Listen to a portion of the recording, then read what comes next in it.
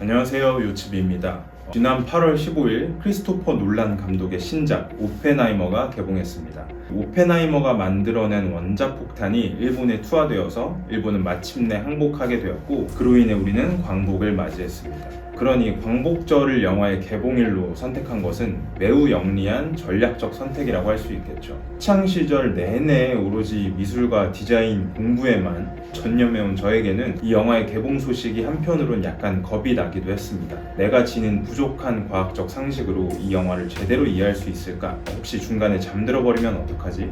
하는 걱정들 때문인데요. 영화를 관람한 날에는 심지어 일과 운동까지 굉장히 열심히 했기 때문에 내가 잠들면 이해를 못해서가 아니라 피곤하기 때문이라는 이 방어 기제까지 철저히 준비한 채로 영화관으로 향했습니다. 결과적으로 영화가 상영되는 정확히 3시간 동안 엄청난 집중력으로 영화에 깊이 빠져들었습니다. 그리고 이야기에 더 몰입하고 싶어서 퇴근 후 어느 날 한 번 더 영화관으로 향해서 조용히 심야 영화를 감상했습니다. 영화는 생각만큼 복잡하지 않았고 생각보다 훨씬 많이 심장을 요동치게 만들었습니다. 인물 간의 대사와 감정이 쉬지 않고 교차되며 진행되기 때문에 찰나를 놓치면 다음 내용을 이해하기 어려울 것 같아서 화장실에 가고 싶은 것도 꾹 참고 대사 하나하나를 곱씹으면서 영화를 지켜봤습니다. 인물 간의 첨예한 대립과 감정의 변화, 시간과 사건에 따라 소용돌이 치는 전개, 마주 앉아 이야기를 들으면서 인물의 생각과 감정을 고스란히 느낄 수 있었던 영화가 아니라 마치 한 편의 연극 같았던 서사, 디자이너의 시선으로 본 영화 오펜하이머를 소개합니다. 영화 오펜하이머는 세계 2차 대전 당시 나치와의 핵무기 개발 경쟁을 벌이던 미국의 핵폭탄 개발 계획인 맨하탄 프로젝트를 중심으로 이야기가 전개됩니다. 이 맨하탄 프로젝트를 성공시키기 위해서 미국의 뛰어난 과학자, 물리학자, 수학자, 그리고 군 병력까지 한데 모아서 엄청난 예산을 쏟아부었습니다. 수많은 이론과 실험, 데이터를 거쳐서 반드시 성공해야만 했던 이 프로젝트에는 다양한 의견을 지닌 천재들을 아우를 수 있는 리더가 필요했죠. 그럼 그들의 리더가 바로 율리우스 로버트 오펜하이머였습니다.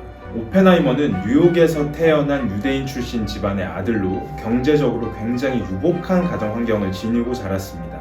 그의 아버지는 양복 원단을 취급하는 유통업을 통해서 부를 축적했는데요. 원단을 고르는 미적 감각이 매우 뛰어난 덕에 사업을 성공적으로 성장시킬 수 있었다고 합니다. 제가 하는 일과도 연관이 깊죠. 또 어머니는 화가 출신이었기 때문에 오펜하이머는 부모에게서 재산뿐만 아니라 예술적인 감각도 물려받았습니다.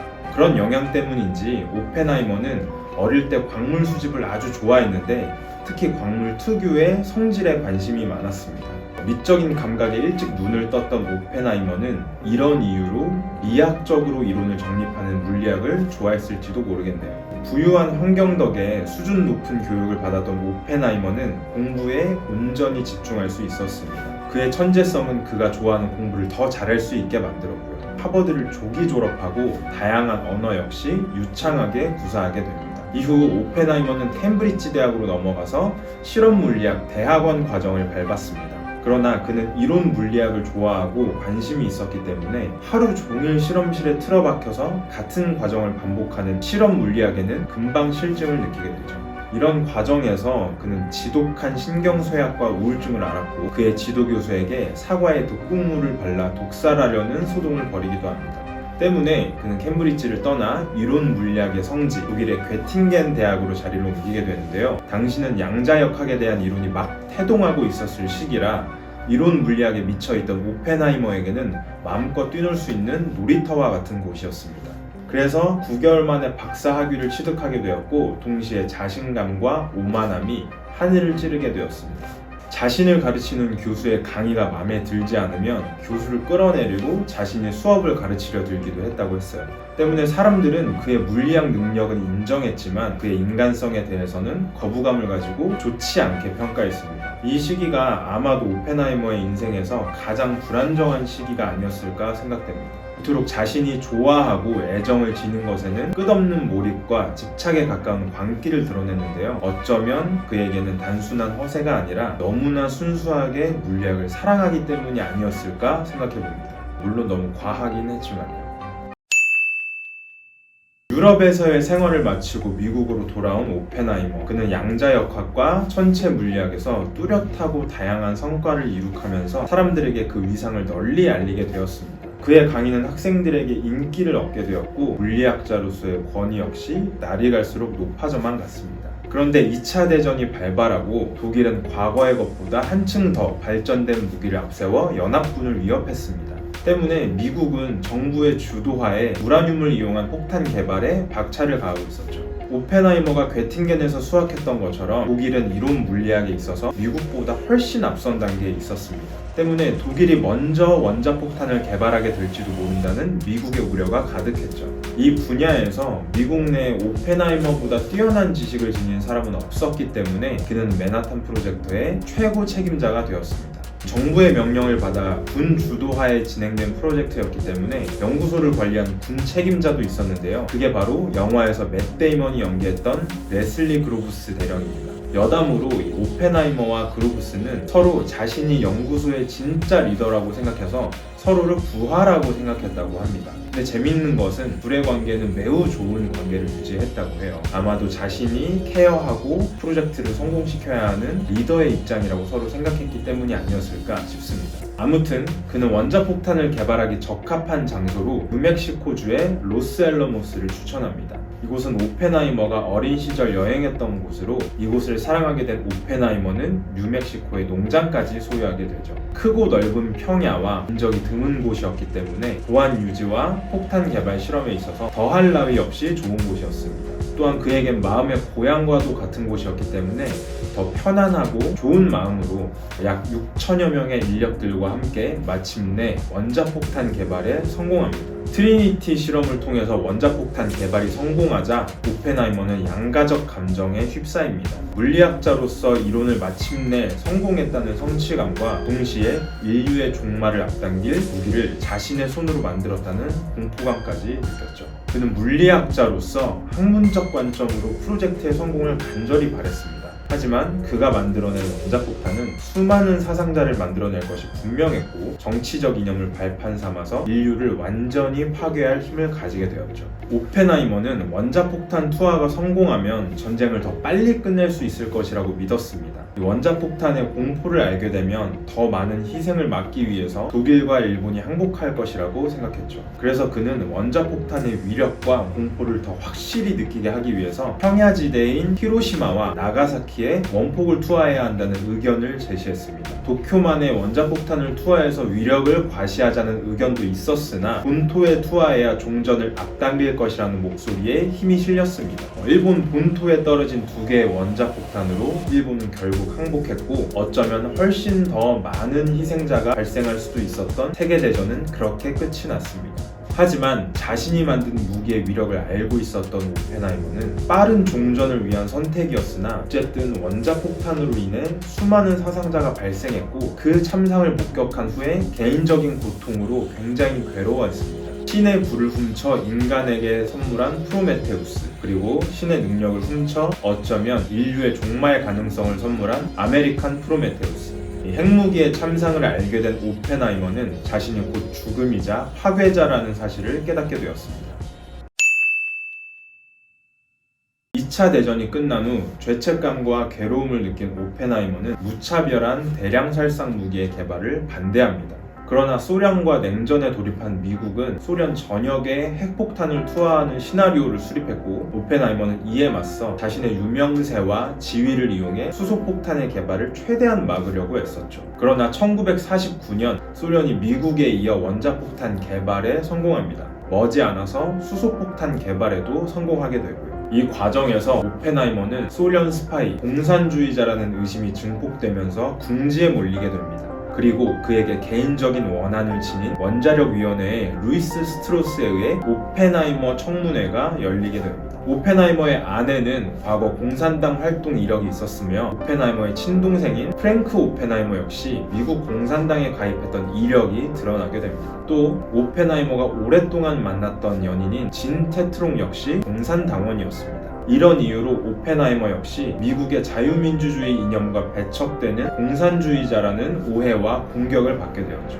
오펜하이머 본인은 공산당에 가입한 이력이 없지만 그에게 영향을 준 주변 인물들의 과거 좌익 활동으로 인해서 청문회에서 끔찍한 수모를 당하게 됩니다. 국가 비밀 정보 접근 권한을 박탈당하고 그의 사생활까지 낱낱이 공개됩니다. 전쟁 직후 미국의 영웅, 원자폭탄의 아버지였던 오펜하이머는 배신자, 스파이, 공산주의자로 낙인 찍히며 그의 모든 것은 곤두박질 치게 됩니다.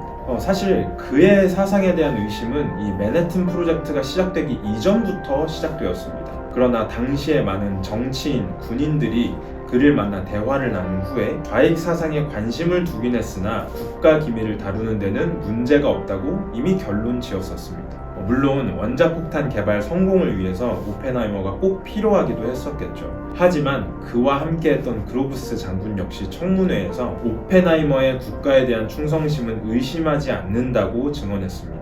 결국 오펜하이머는 미국의 핵무기 개발 방향에 반기를 든 인물로서 그 개인이 너무나도 끔찍한 희생양이 된 것입니다. 결국 오펜하이머에 대한 열등감과 증오로 가득했던 스트로스에 의해 그리고 국가에 의해 모든 것을 난도질 당한 오펜하이머는 정치 권력에서 완전히 추출되었습니다. 그리고 후두암 투병 끝에 1962년 62세의 나이로 사망합니다. 오랜 시간이 흘러서 2022년 12월 15일 미국 에너지부는 오펜하이머의 정보 접근 권한 취소 결정을 68년 만에 철회했습니다. 1954년 원자력위원회에 의해 진행된 오펜하이머 청문회는 자체 규정을 위반한 결함이 있었으며 청문회에서 그가 겪은 편견과 불공정에 대한 증거가 밝혀졌다라는 것이 그 이유였죠. 그리고 그의 충성심과 애국심은 확인되었다라는 말을 발표했습니다. 국가를 위해 일했으나 국가로부터 철저하게 배신당했던 오펜하이머. 마침내 사후에야 그에 대한 오해와 논란을 종식시키며 다시금 국가를 위해 헌신한 위대한 물리학자라는 명예를 되찾을 수 있었습니다. 모두가 잘 알고 있듯이 크리스토퍼 놀란 감독의 제작 방식은 완벽한 리얼리티를 추구한다는 점이죠. 그의 작품들을 보면 엄청난 상상력과 스케일을 CG가 아닌 실제로 구현했다는 것에서 항상 관객을 놀라게 합니다.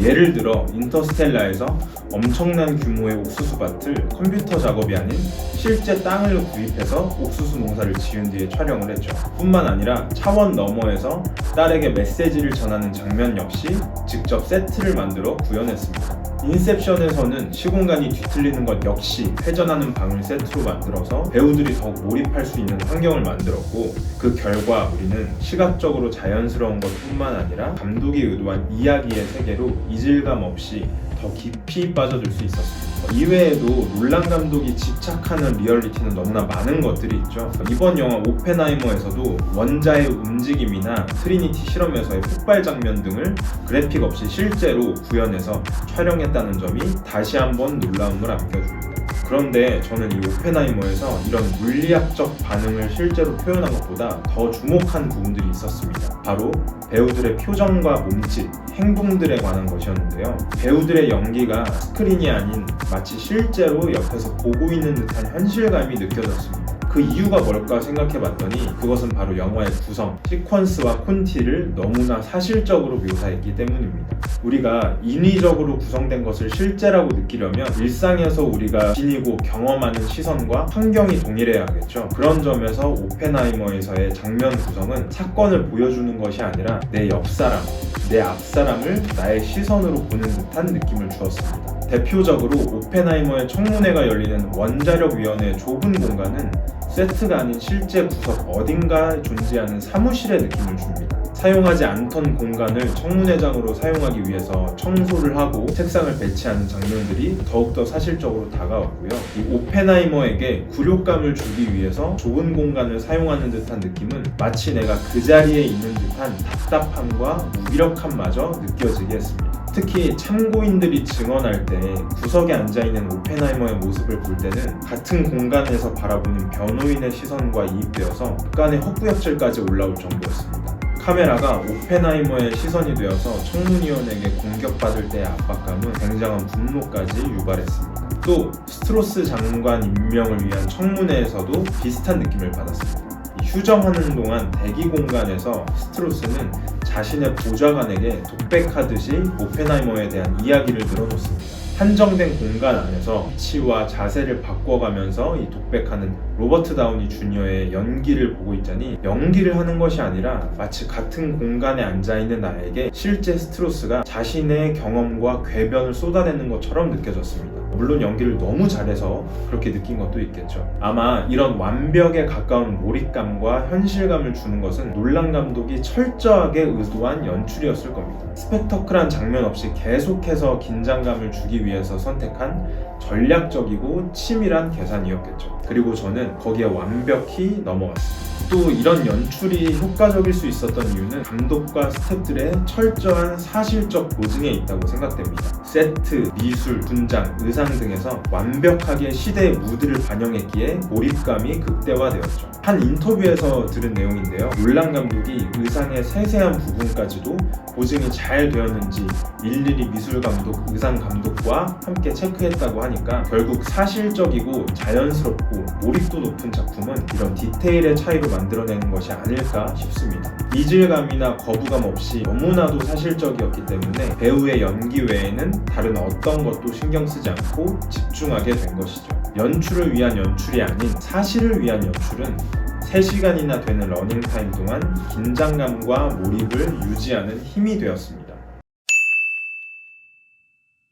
앞서 오펜하이머의 성장 과정 소개를 통해서 그의 부모가 예술의 조예가 깊었다는 사실 기억하고 계시죠? 그런 영향으로 오펜하이머 역시 타고난 예술적 감각과 예민한 감수성을 지니고 있었습니다. 광물 수집이 취미였던 어린 시절에는 오펜하이머는 이에 관한 글을 써서 출판사에 보낸 적이 있었습니다. 문장의 구사가 너무나도 탁월해서 편지를 읽은 출판사에서는 오펜하이머를 어른이라고 생각해서 강연에 초청하기도 했다고 해요. 또 오펜하이머는 시를 쓰는 것을 너무나도 좋아했습니다. 굉장히 부드럽고 세심한 성격을 지닌 오펜하이머는 자신의 능력을 자랑하면서 동시에 때론 열등감에 시달리기도 했습니다. 이 오펜하이머를 다룬 전기 아메리칸 프로메테우스에 소개된 일화 중에는 오펜하이머 자신은 아직 사랑하는 연인이 없는데 절친한 친구가 행복한 연애를 하고 있으니까 열등감과 부러움 때문에 친구의 목을 조른 내용도 소개가 되어 있습니다. 이런 센서티브한 그의 성격은 그의 외형에서도 그대로 드러납니다. 오펜하이머는 굉장히 마른 체형의 소유자였고 언제나 작게 매듭을 만든 플레인 노트 방식으로 넥타이를 착용했습니다. 우아한 딤플 모양도 항상 유지했고요. 아마 자신의 체형과 스타일에 잘 맞게끔 옷을 굉장히 잘 입은 사람으로 보입니다. 특히 오펜하이머가 활발하게 활동했던 1930년대는 미국 남성의 패션이 전 세계에서 가장 스타일리시한 시절이었습니다.